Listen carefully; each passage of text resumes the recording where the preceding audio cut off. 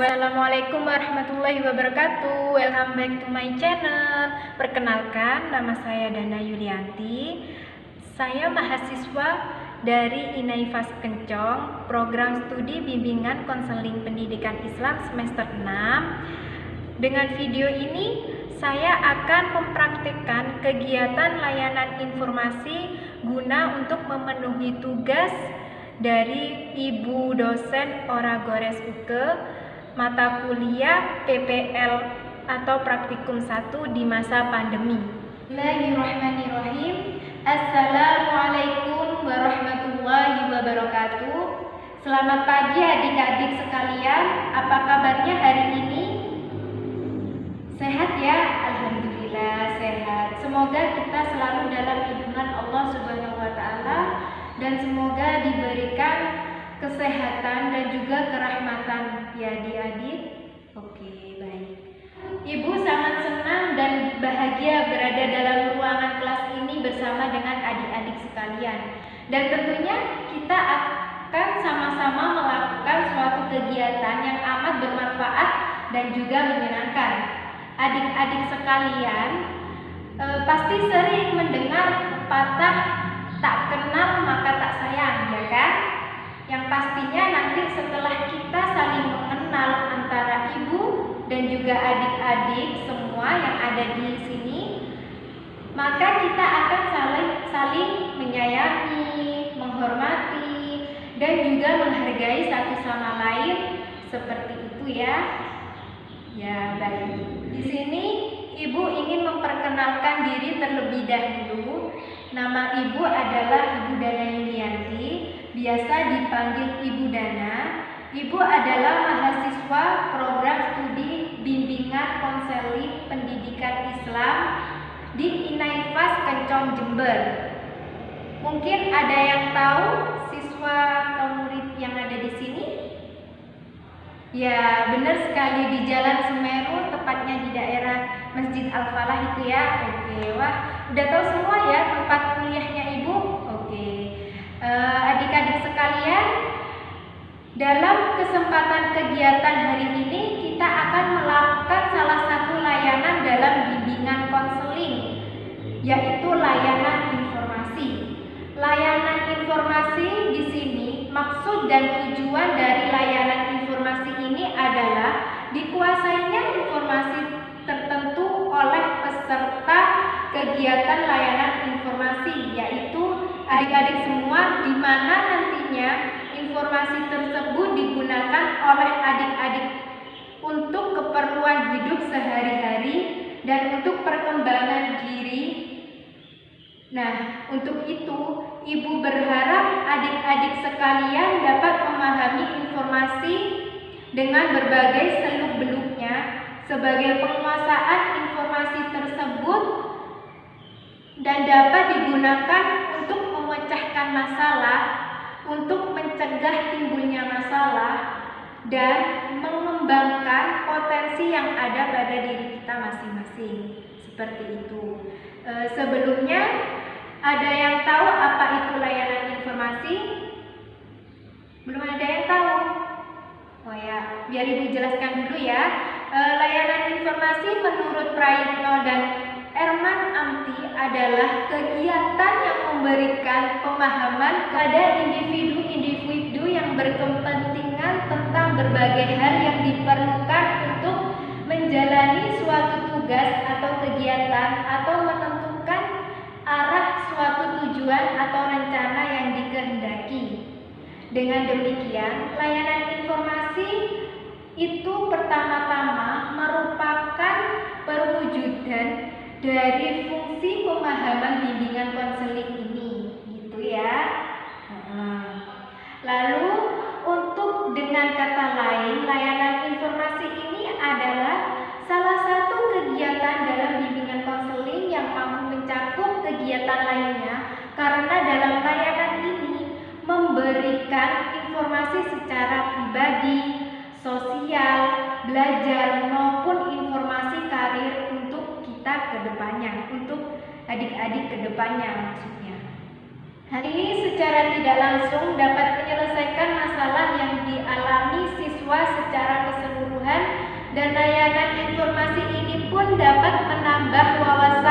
siswa untuk mengenali dirinya sendiri dan mampu menata masa depan dengan sebaik mungkin.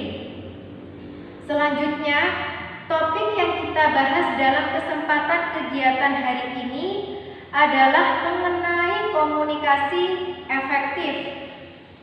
Ibu memiliki satu cerita sederhana adik-adik, di mana cerita ini diangkat dari film pendek. Mungkin adik-adik pernah mendengar atau melihat di sosial media. Jadi ceritanya, dalam cerita ini ada seorang sopir pribadi di suatu keluarga, sebut saja namanya Pak Andi. Keluarga tersebut terdiri dari bapak, ibu, dan juga anak perempuan. Selama 1 tahun, Pak Andi memperhatikan hubungan keluarga antara bapak, ibu, dan seorang anak perempuan yang dirasa kurang harmonis. Pak Andi melihat hal tersebut terjadi karena adanya kesibukan dari masing-masing anggota keluarga. Lalu faktor utamanya adalah mengenai komunikasi, karena bapak ini seorang pembisnis dan ibunya seorang ibu sosialita, dan anaknya duduk di bangku sekolah. Di dalam cerita digambarkan setiap kali Pak Andi mengantarkan masing-masing anggota keluarga, mereka seperti curhat atau cerita ke Pak Andi. Biasanya bapak suka tanya pada Pak Andi, "Pak Andi, ibu suka arisan di mana lagi sih? Kok saya nggak pernah tahu ya? Saya merasa tidak dihargai sebagai suaminya." Dan ibu juga sering tanya kepada Pak Andi karena merasa curiga kepada suaminya. "Pak Andi, bapak itu punya selingkuhan ya? Kok sepertinya saya merasa bapak itu sudah tidak cinta lagi pada saya. Dan sepertinya adik juga sudah punya pacar baru. Karena tiap kali pulang sekolah selalu terlambat." Anak perempuannya juga cerita sama Pak Andi, "Pak Andi, aku sebel banget sama ibu sama bapak nih, karena mereka tidak peduli sama sekali sama aku. Mau aku lagi di mana, mau pulang kapan, mau aku sama siapa, mau makan atau enggak, mereka pun gak peduli sama aku."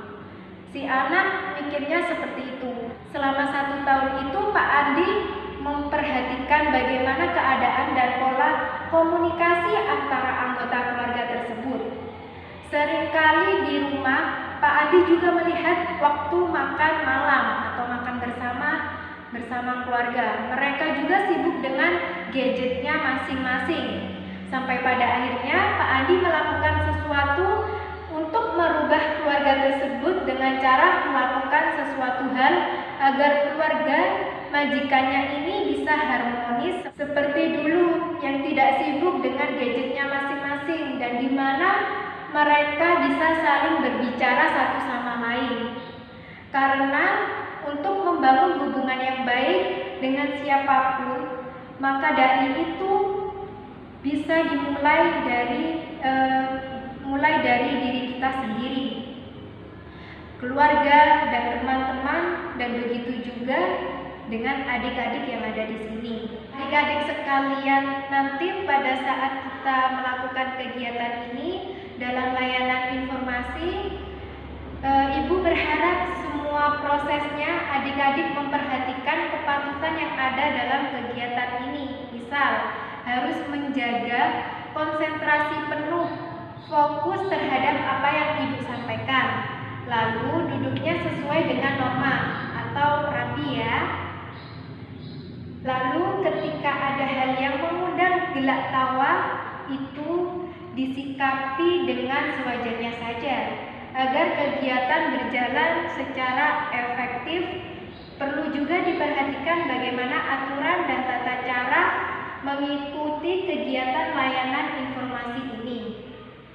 Nanti di awal kegiatan inti, Ibu akan memberikan penjelasan mengenai topik yang akan kita bahas dan sudah disinggung di awal tadi mengenai komunikasi efektif. Kemudian ketika ibu menerangkan, silahkan diperkenankan untuk bertanya dengan cara mengangkat tangan, lalu nanti ibu persilahkan mengajukan pertanyaannya dan juga menjawab. Setelah itu, ibu mempersilahkan untuk membuat kelompok kecil di mana masing-masing kelompok akan mendiskusikan tentang apa yang telah kita bahas dalam layanan informasi ini. Lalu, selesai berdiskusi dengan kelompoknya nanti diharapkan untuk presentasi di depan dan memaparkan atau menjelaskan dari diskusinya tadi. Kelompok lainnya bisa menanggapi satu sama lain. Bagaimana? Sudah paham atau belum mengenai layanan informasi ini? Oke, sudah ya? Baik. Sebelum memulai kegiatan layanan informasi ini, alangkah baiknya kita berdoa terlebih dahulu agar apa yang Ibu sampaikan nanti bisa berjalan dengan lancar dan sesuai dengan harapan. Mari kita berdoa menurut keyakinan kita masing-masing. Berdoa dimulai. Berdoa selesai. Baik, topik yang kita bahas hari ini adalah mengenai komunikasi efektif. Apa sih arti dari komunikasi efektif itu? Ada yang tahu? Ya, berjalan dengan lancar. Jadi kegiatan komunikasi ini sudah menjadi bagian besar kegiatan kita sehari-hari, mulai dari teman, pribadi, kelompok. Jika dilihat lebih teliti lagi, banyak kegagalan dari cara komunikasi yang kita lakukan bisa jadi bentuknya karena tujuan yang kita inginkan belum tercapai. Misalnya, tercapai bertambahnya informasi dan sikap pada teman atau orang lain. Komunikasi efektif ini terdiri dari dua kata, yaitu komunikasi dan juga efektif. Komunikasi sendiri berasal dari kata Latin, yaitu communicatio, yang berarti menjadikan suatu milik bersama. Nah, sama itu adalah sama maknanya. Dikatakan berkomunikasi jika antara dua orang atau lebih terlibat menggunakan bahasa. Misalnya dalam bentuk percakapan berlangsung ada kesamaan makna mengenai materi yang dibahas. Jadi, lebih jelasnya, komunikasi itu suatu proses seseorang atau lebih menggunakan informasi agar terhubung dengan orang lain. Secara umum, komunikasi dilakukan secara lisan atau verbal, di mana agar bisa dimengerti oleh kedua belah pihak. Efektif berarti merupakan kemampuan kita untuk mendapatkan hasil yang sesuai rencana atau harapan. Jadi komunikasi efektif ini pertukaran informasi, ide, perasaan yang menghasilkan perubahan sikap sehingga terjalin hubungan baik antara pemberi pesan dan juga penerima pesan. Ada elemen-elemen yang terdapat dalam komunikasi. Ada 5 elemen yang di sini. Yang pertama, ada komunikator. Ia adalah orang yang menyampaikan pesan. Yang kedua, pesannya itu sendiri, ide atau informasi yang ingin disampaikan. Lalu ada media, sarana komunikasi bisa melalui telepon dan email. Yang keempat ada audiens atau komunikan orang atau pihak yang menerima pesan tersebut. Dan yang terakhir ada umpan balik yang respon dari komunikan terhadap pesan yang diterimanya. Fungsi komunikasi ini yang pertama adalah mengembangkan konsep diri, sangat perlu dilakukan oleh setiap orang karena sangat berpengaruh pada keberhasilan dan kesuksesan hidup yang dijalani. Kedua, ada eksistensi diri atau self-existence atau keberadaan perkembangan zaman pada akhirnya membuat kita harus beradaptasi dan menjadikan pusat perhatian kita pada hal ini.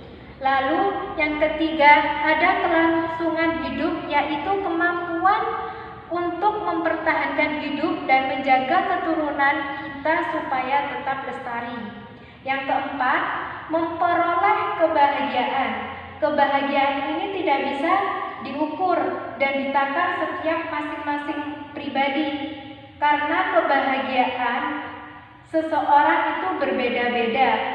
Dan yang terakhir, terhindar dari tekanan dan juga ketegangan. Dan ada hal-hal yang perlu diperhatikan dalam berkomunikasi. Yang pertama adalah kontak mata. Jadi hal yang pertama yang dilakukan seorang pembicara yang baik adalah menatap lawan bicaranya dan mengambil jeda untuk memulai sebuah pembicaraan. Yang kedua, ada ekspresi wajah. Wajah merupakan cermin kepribadian individual. Ekspresi wajah mengungkapkan pikiran yang sedang melintas pada diri seseorang. Sebagai contoh, senyum menggambarkan keramah tamahan kepada seseorang. Alis ke atas menggambarkan bahwa orang itu sedang heran. Semua emosi dan berbagai macam tingkah manusia diekspresikan melalui ekspresi wajah. Dalam emosi berbeda yang tergambar dalam ekspresi wajah seseorang. Yang ketiga, ada postur tubuh. Setiap gerak-gerik tubuh saat berbicara mesti dikoordinasikan dengan kekuatan meyakinkan diri. Adik-adik, semacam tambahan untuk cara yang efektif. Yang terakhir, ada selera berbusana. Busana memiliki tugas penting dalam mengumpulkan pesan karena banyak yang tidak memperhatikan. Namun hal kecil ini memiliki peran penting jika kita mau memperhatikan bagaimana kita berbusana. Hal itu akan memperbaiki kemampuan komunikasi kita. Setelah beberapa tadi Ibu menjelaskan tentang komunikasi efektif, mungkin adik-adik ada yang bertanya, bagaimana sih caranya kita untuk berkomunikasi secara efektif itu? Nah, ini ada tips-tipsnya untuk membangun komunikasi efektif. Yang pertama, gunakan kalimat seefektif mungkin. Uraikan isi pembicaraan dengan kalimat efektif dan langsung mengena pada sasaran. Hindari mengungkapkan informasi yang kurang referensi. Kedua, jangan mengungkapkan pengulangan ide atau pokok pembahasan. Yang ketiga, jangan berbicara terlalu lambat. Tutur kata yang terlalu pelan dan lambat hanya akan membuat lawan bicara adik-adik terasa bosan dan tidak sabar.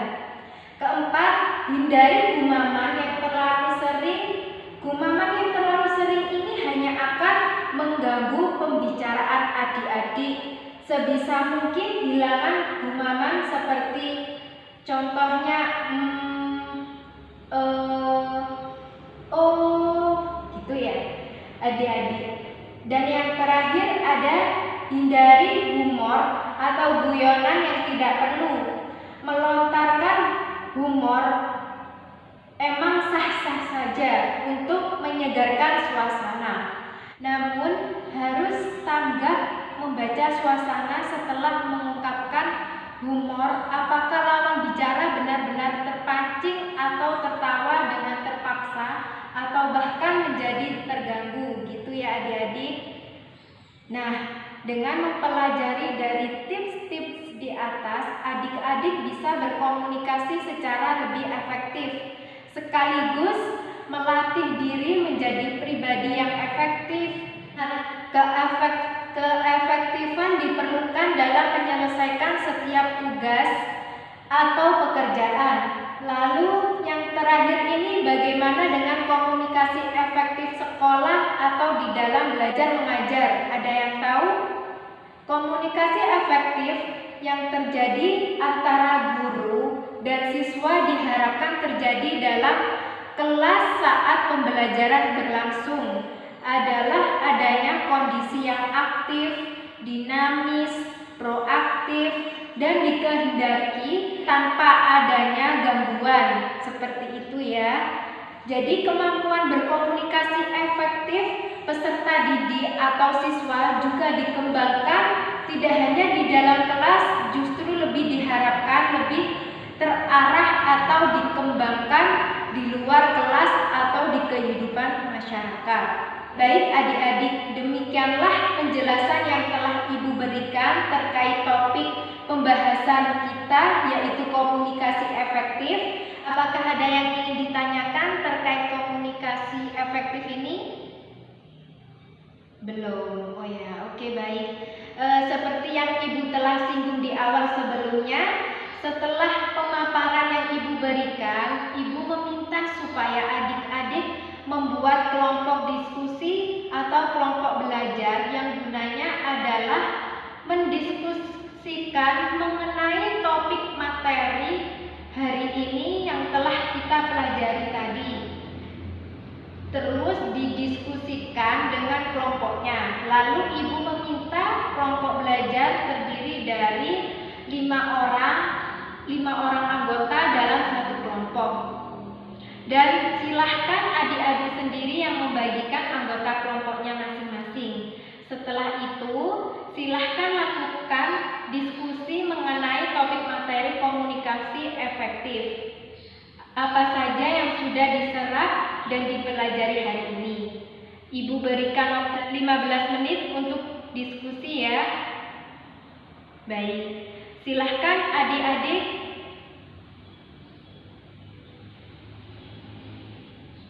Baik adik-adik, kita telah mendengarkan semua pemaparan dari hasil diskusi kelompok yang tadi kita bahas tentang komunikasi efektif pada topik hari ini. Ibu sangat senang sekali karena apa yang telah Ibu sampaikan dapat diterima, dicerna dengan baik oleh adik-adik sekalian, sehingga pada proses diskusi tadi adik-adik dapat memahami dan mengerti mengenai komunikasi efektifnya. Untuk sedikit merefresh kembali, Ibu punya beberapa pertanyaan. Silahkan bagi adik-adik yang mengetahui jawabannya, angkat tangannya ya. Yang pertama, apa sih yang dimaksud dengan komunikasi efektif itu? Lalu yang terakhir, apa sih tips untuk membangun komunikasi efektif itu? Dan ada berapakah tips-tips untuk membangun komunikasi efektif?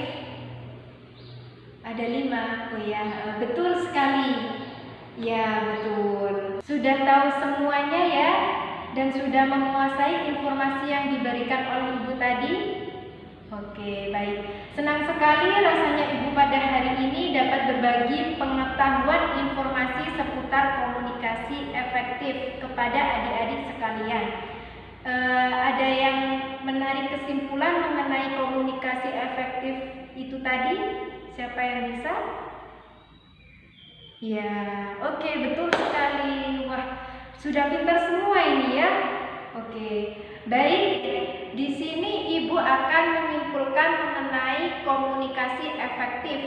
Komunikasi merupakan suatu proses penyampaian pesan, ide, simbol kepada orang lain agar dapat mencapai persepsi yang sama sesuai dengan yang dikehendaki oleh komunikator. Tujuan berkomunikasi untuk memudahkan dan melancarkan pencapaian tujuan tersebut. Unsur dasar komunikasi terdiri dari komunikator, pesan, media, komunikan, dan umpan balik. Itu ya. Oke. Demikianlah mengenai topik komunikasi efektif. Baik adik-adik sekalian, itu saja yang dapat Ibu sampaikan. Mudah-mudahan dapat merealisasikannya dalam kehidupan adik sehari-hari. Bisa dimulai dari teman sekitar dalam kegiatan belajar mengajar di sekolah.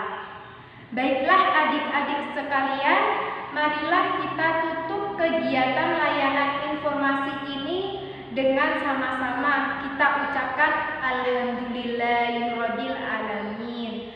Terima kasih atas segala perhatiannya. Mohon maaf apabila Ibu ada kesalahan kata, baik sengaja ataupun tidak sengaja. Wabillahi taufiq wal hidayah. Wassalamualaikum